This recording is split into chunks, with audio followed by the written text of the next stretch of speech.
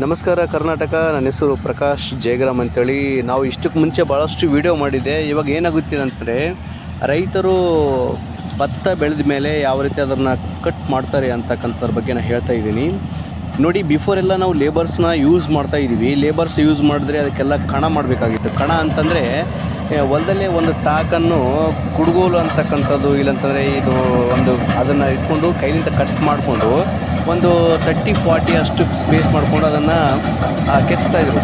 ಅದಕ್ಕೆ ಕಣ ಅಂತ ಇದ್ವಿ. ಆಮೇಲೆ ಅದನ್ನು ಒಂದು ಕಡೆ ಕುಪ್ಪೆ ಹಾಕಿ, ಇದೆಲ್ಲ ಭತ್ತ ಕೊಯ್ದು ಕುಪ್ಪೆ ಹಾಕಿ ಎತ್ತುಗಳ ಮುಖಾಂತರ ತುಳಿಸ್ತಾಯಿದ್ರು, ಇಲ್ಲ ಟ್ರ್ಯಾಕ್ಟರ್ಲಿಂದ ಹಂತಿ ಹೊಡಿತಾಯಿದ್ರು. ಈಗ ಏನಾಗಿದೆ ಅಂದರೆ, ಟೆಕ್ನಾಲಜಿ ಬೆಳೆದತ್ತೆಗೆ ಈ ಹಾರ್ವೆಸ್ಟರ್ ಅಂತಕ್ಕಂಥ ಇದೆಯಲ್ಲ, ಇದೇನು ಮಾಡ್ತಾಯಿದ್ರೆ ಈ ಗದ್ದೆ ಅಂತಕ್ಕಂಥದ್ದೇ ಭತ್ತ ಅಂದರೆ ಈ ಕವಡೆ ಅಂತಕ್ಕಂಥ ಬರ್ತಲ್ಲ, ಅದನ್ನು ನಾವು ರೈಸ್ ಮಿಲ್ಲಿಗೆ ಹಾಕಿದಾಗ ರೈಸ್ ಬರುತ್ತೆ. ಅದು ಸೋನಾ ಮಸೂರಿ ಆಗಿರ್ಬೋದು, RNR ಆಗಿರ್ಬೋದು, ಬೇರೆ ಬೇರೆ ಯಾವುದೇ ಒಂದು ಈ ರೈಸ್ ಅಂತಕ್ಕಂಥ ಬರ್ತಾಯಿತ್ತು.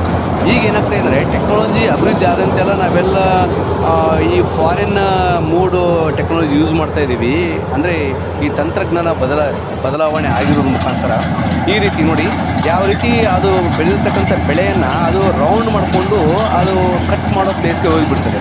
ಅಲ್ಲಿಂದ ಅದು ಇನ್ಸೈಡ್ಲಿಂದ ಹೋಗ್ಬಿಟ್ಟು ಅಲ್ಲಿ ಮೇಲಿರ್ತಕ್ಕಂಥ ಈ ಹುಲ್ಲು ಅಂತೀವಲ್ಲ, ಆ ಮೇವು ಬೇರೆ ಕಡೆ ಆಗಿ ಆ ಭತ್ತ ಮಾತ್ರ ಮೇಲ್ಗಡೆ ಇರ್ತಕ್ಕಂಥ ಟ್ಯಾಂಕರಲ್ಲಿ ಶಿಫ್ಟ್ ಆಗಿಬಿಡುತ್ತೆ. ಆ ಶಿಫ್ಟ್ ಆದಮೇಲೆ ಏನಾಗುತ್ತೆ ಅಂತಂದರೆ, ಆ ಒಂದು ಟ್ಯಾಂಕರ್ ಒಂದೊಂದು ಹಾರ್ವೆಸ್ಟರ್ ಇದೇನಿದೆಯಲ್ಲ, ಈ ಹಾರ್ವೆಸ್ಟರ್ ಕಟರ್ ಮಿಷಿನ್ಸ್ ಅಂತಕ್ಕಂಥ ಹಾರ್ವೆಸ್ಟರ್ ಅಂತೀವಿ. ಆ ಟ್ಯಾಂಕ್ ಒಂದಕ್ಕೆ 10 ಚೀಲಗಳನ್ನು ಇಡ್ತಕ್ಕಂಥದ್ದು. ಅಂದರೆ ಒಂದು ಚೀಲ ಬರೋಬ್ಬರಿ 80-90 kg ಬರುತ್ತೆ. ಅಂದರೆ ಒಂದು ಟ್ಯಾಂಕರು 10 ಚೀಲ ಇಡುತ್ತೆ, ಇನ್ನೊಂದು ಟ್ಯಾಂಕರು ಬಂದ್ಬಿಟ್ಟು 10 ಚೀಲ 8 ಚೀಲ ಇಡ್ತಕ್ಕಂಥದ್ದು. ಸೊ ಇದನ್ನು ನಾವೇನು ಮಾಡ್ತಾಯಿದ್ದೆ, ಪರ್ ಹವರ್ಗೆ ಇವರು 2000 1800 ಅವರು ಕಸ್ಟಮರ್ಸ್ ವೈಸ್ ತೊಗೋತಾರೆ ಸೀಸನ್ ಇದ್ದಾಗ. ಇದಕ್ಕೆ ಟೋಟಲ್ ಬಂದ್ಬಿಟ್ಟು ಇದು 2 ವೀಲ್ ಡ್ರೈವ್ ಇರ್ತಕ್ಕಂಥ ವೆಹಿಕಲ್. ಇದರಲ್ಲಿ 4 ವೀಲು ಬರುತ್ತೆ. ಇನ್ನೊಂದು ಏನು ಬರುತ್ತೆ ಅಂದರೆ, ಚೈನ್ ಸಿಸ್ಟಮ್ನಲ್ಲಿ ಇಟಾಚಿ ಅಂತ ಬರ್ತಾ ಆ ರೀತಿ ಇರುತ್ತೆ. ಇದು ಬರೋಬ್ಬರಿ 1 ಅವರ್ಗೆ 4 ಅಂದರೆ ಈಗ 4ರಿಂದ 6 ಲೀಟರಷ್ಟು ಡೀಸೆಲ್ ಕುಡಿತೀವಿ ಈ ಟ್ಯಾಕ್ಟರ್, ಜನರೇಟರ್ ಅಂತಕ್ಕಂಥದ್ದು.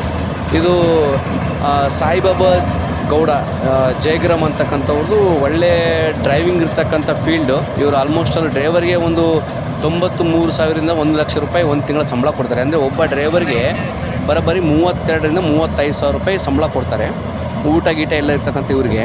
ರೈತರಿಗೆ ಇದರಿಂದ ಏನು ಲಾಭ ಅಂತಂದರೆ, ವಿತಿನ್ ಫ್ರ್ಯಾಕ್ಷನ್ ಆಫ್ ಟೈಮ್ನಲ್ಲಿ ನಾವು ಹಳೆಯ ಕಾಲದಲ್ಲಿ ಯಾವ ರೀತಿ ಮಾಡ್ತಿದ್ರೆ, ಕಣ ಮಾಡಿದ ಮೇಲೆ ಅವೇನು ಭತ್ತ ನಾವು ಎತ್ತುಗಳ ಮುಖಾಂತರ ಅಥವಾ ಟ್ಯಾಕ್ಟ್ರ್ ಮುಖಾಂತರ ಹಂತಿ ಹೊಡೆದ ಮೇಲೆ ಗಾಳಿ ಇಟ್ಕೊಂಡು ನಾವು ತೂರ್ತಾ ಇದ್ದೀವಿ. ಅಂದರೆ ಗಾಳಿ ಬಂದಾಗ ಅದನ್ನು ನಾವು ಹಸನ ಮಾಡಿಕೊಂಡು ಬರೀ ಕವಳಿ ಸಪ್ರೇಟ್ ಮಾಡಿ ಅದ್ರಾಗ ಮತ್ತೆ ಬೇರೆ ಬೇರೆ ಸೊಪ್ಪೆ ಥರ ಬರ್ತದೆ, ಅದು ಸಪ್ರೇಟ್ ಮಾಡ್ಕೋತಾ ಇದ್ದೀವಿ. ಅದನ್ನು ನಾವು ರೈಸ್ ಮಿಲ್ಗೆ ಹಾಕ್ತಾಯಿದ್ದೀವಿ.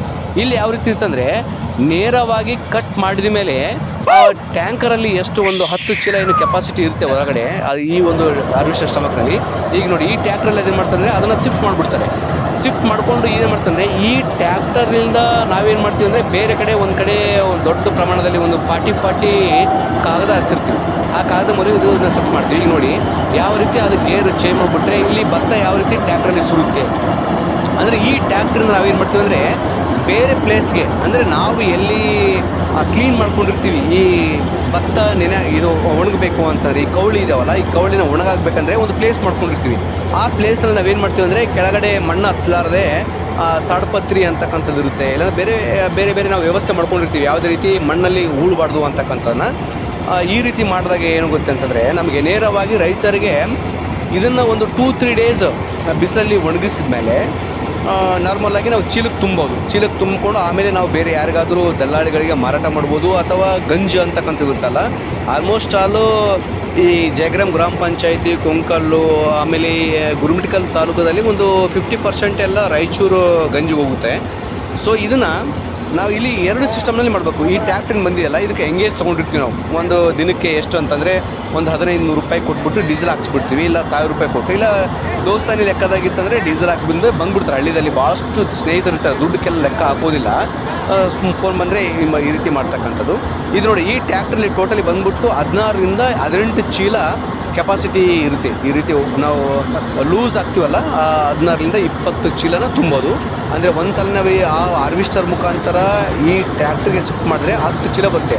ಅದರಲ್ಲಿ 2 ಡಬ್ಬೆ ಅಂತೀವಿ, 2 ಡಬ್ಬೆನ ಇದರಲ್ಲಿ ಹಾಕೋತೀವಿ, ಅಂದರೆ 20 ಚೀಲ ಬರೋಬ್ಬರಿ.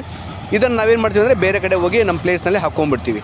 ಈಗ ರೈತರು ಏನು ಮಾಡ್ತಾರೆ ಅಂದರೆ, ಈ ಒಂದು ಭತ್ತ ಬೆಳಿಬೇಕಾದ್ರೆ ಮೊದಲನೇದಾಗಿ ಯಾವಾಗ ಅಂದರೆ ಜೂನ್ದಲ್ಲಿ ಏನು ಮಾಡ್ತಾರೆ ಅಂತಂದರೆ ಕವಳಿಯನ್ನು ನೆನೆ ಹಾಕಿ ನಾರ ಮಾಡಿಬಿಡ್ತಾರೆ. ನಾರ ಅಂತಂದರೆ ಸಸಿ ಮಾಡಿಬಿಡ್ತಾರೆ.